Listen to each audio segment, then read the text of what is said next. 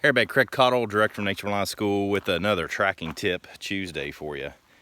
I posted a picture, I don't know, a couple weeks ago, 3 weeks ago, with some turkey eggs, and I've had a few questions and emails about how to go about seeing more of those on their property. And so I wanted to take you through the process of how I do that. Think of it this way, tracking is no different than a lot of things, and we want to play with the statistics of it. And so if I come out into this forest, which in this particular area is several hundred acres, what I want to do is understand the mammal behavior, the animal behavior of what it is that I'm searching, whether it's a human, a turkey, or a deer, whatever it might be, and start to look in places that are likely to contain tracks or sign. So here's one of the ways I utilize this on my rucks. I'm not the best at editing videos here on my mobile phone. Hey, that's another thing. Check out, I started using trekking poles on my rucks just to see how that works. A lot of people ask me about them all the time. And these are Black Diamond trekking poles. Kind of new to them. Matter of fact, this is only like my third ruck with them. But anyway, I usually ruck, as you can see, on these old logging roads on various properties here in the county that I live in. And one of the things I'll come across, and I'll try to get this edited into the video right here,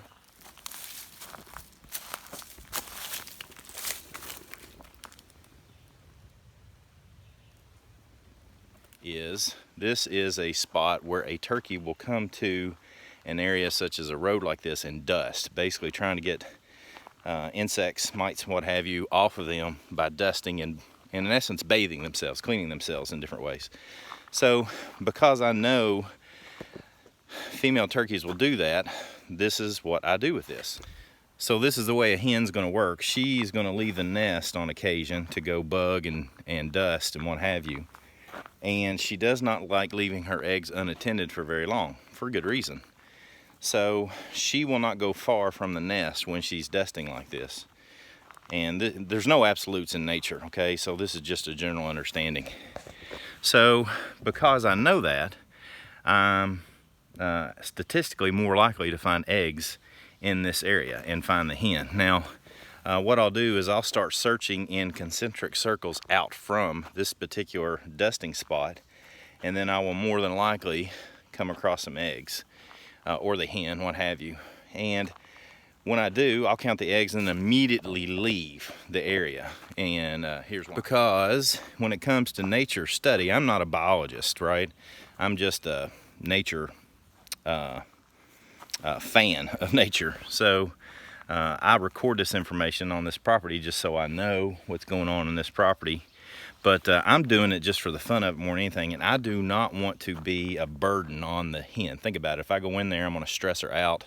If I stress her out, she's going to burn more calories, she's going to have to find more food, and she's in the business of taking care of babies. So I don't like to stress them out any more than I have to. So I will go in, count the eggs, and then come back out. And in that manner, I'm like what I would prefer to as a tourist here in the woods. I'm just visiting, although I like to be integrated and as much a part of it as I possibly can. And in that fashion, I work with the wildlife here instead of conquering it, destroying it, or what have you. And so next video, I'll summarize. So one of the things that I do is because I'll map out these dusting sites and these nesting sites each year. And when I started doing that, I could see that there's a pattern on where these turkeys like to nest. And because of that, I like to create wildlife habitat near those areas that is beneficial to them for bugging and for the nutrition that they need.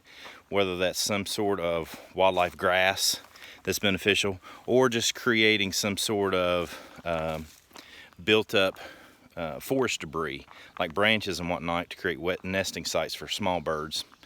And that way I assist the wildlife in what they're doing. And guess what? Next turkey season, there's more turkeys here, and I can very unashamedly and very comfortably take a turkey or two in the process, and I get to eat, and they're more well taken care of. So you call it the circle of life, or you call it Hakuna Matata, or you call it whatever the heck you want to. I don't know what you want to call it, just call it whatever. But work with wildlife and assist them in thriving in the areas that you have control over, and in so doing, they will help you. You know, if you've followed me very long, you know I like to call it the woods mojo, because if you help the woods will help you. Come on, join in, let's track together.